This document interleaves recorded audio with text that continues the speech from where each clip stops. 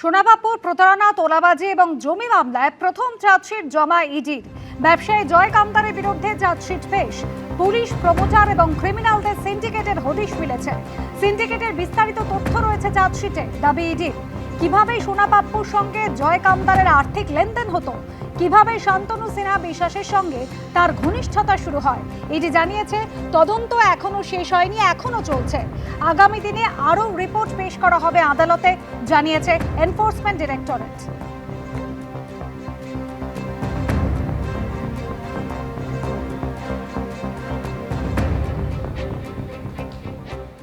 ফের এক তৃণমূল নেতা গ্রেফতার। তোলাবাজির অভিযোগে নৈহাটি তৃণমূল নেতাকে পুলিশ গ্রেফতার করলো।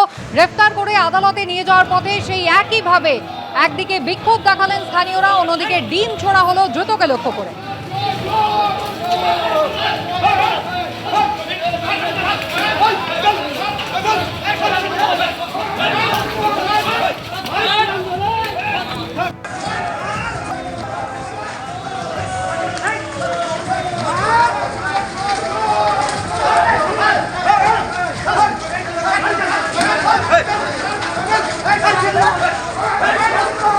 সমীরণ পাল আমাদের প্রতিনিধি রয়েছেন টেলিফোন লাইনে। সমীরণ, এই তৃণমূল নেতার বিরুদ্ধে কি অভিযোগ, তার কি বা পরিচয়?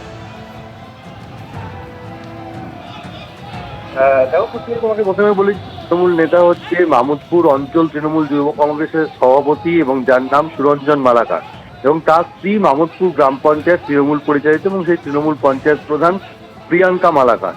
এবং তার বিরুদ্ধে অভিযোগ, গত কয়েক বছর ধরে মামুদপুর এলাকার বিস্তীর্ণ জায়গা থেকে তোলাবাজি, ভয় দেখানো এবং একাধিক অভিযোগ রয়েছে। শুধু তাই নয়, ভোট পরবর্তী হিসার সঙ্গে যুক্ত ছিলেন এই সুরঞ্জন মালাকার, এবং তার বিরুদ্ধে দীর্ঘদিনের অভিযোগ। এবং বিধানসভা নির্বাচনে এটা জগদ্দল বিধানসভার অন্তর্গত, জগদ্দল বিধানসভায় তৃণমূল পরাজিত হয় এবং তারপর থেকে তার বিরুদ্ধে নানা যে এলাকা থেকে ক্ষোভের আগুন ছড়িয়ে পড়ছিল। এবং এই বিভিন্ন অভিযোগের ভিত্তিতে গতকাল রাতে সুরঞ্জন মালাকারকে শিবদাসপুর থানার পুলিশ গ্রেপ্তার করে।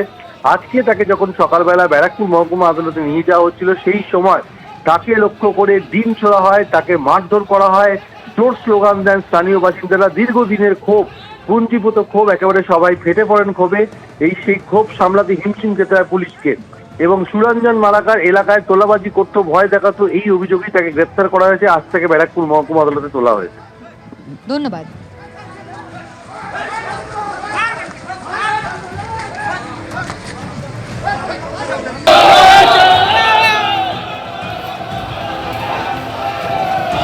এবিপি আনন্দ, এগিয়ে থাকে, এগিয়ে রাখে।